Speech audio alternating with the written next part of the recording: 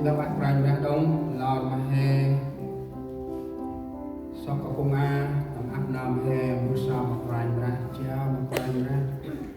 chỉ lo ono bằng hành bắp có công a rồi mà hè đông rành ra hơn là một bằng cả sự tận năng áp nam hè chân hè như mặt cái mua sao bước ơi hình quanh chân áp rành đu bước Yesus con ra hình qua mình bằng lại sắc hay một điều quay cho một vài mà mong hạ ư brandu hình ít lớp dương ba một vài mà rồi nào giúp vài mà anh như speak cho nào khét tay sẽ mà căng ôi à đồng lại một bộ phim con rong rê nào anh chi nào khét mai ta si ta mà căng ai tầm ti bộ phim con nhốt cả bông tầm chất chỉ sắc chân vài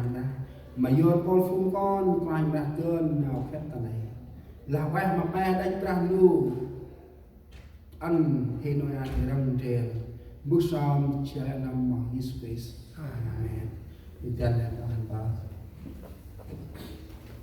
không ra phải bằng làm ra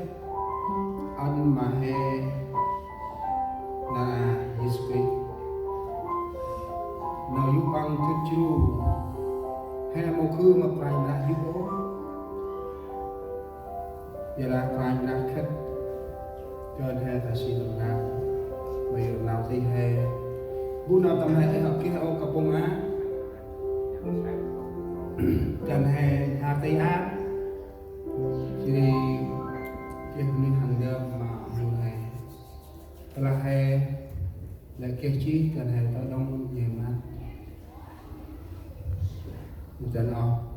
bưu bèo bưu sào Hosea trong bước được con chỗ bác ra ngoài ngoài em bước cùng đủ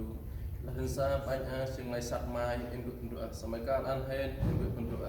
anh sa anti khao ta nạp mai uin em được bendua sương là nào còn tan còn phai mai Jesus Christ amen Amen dan hai san dia.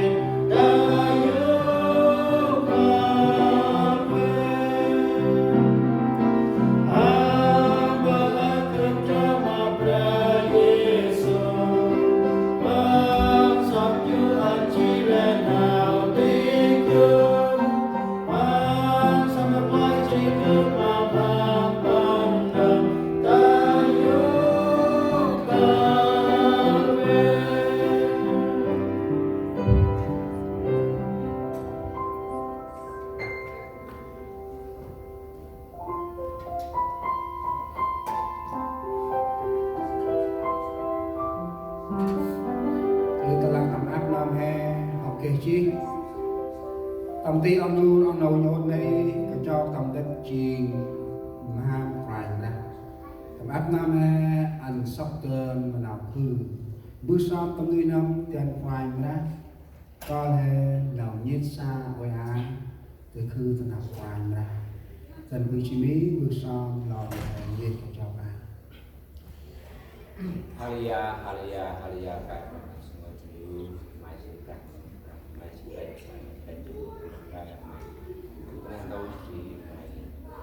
si aku tak bershop dulu lah dong nama si mai sudah nyet san tapi mai berkat tiwai berjauh pada mai kemau Kristus. Amen dan hadirin dia.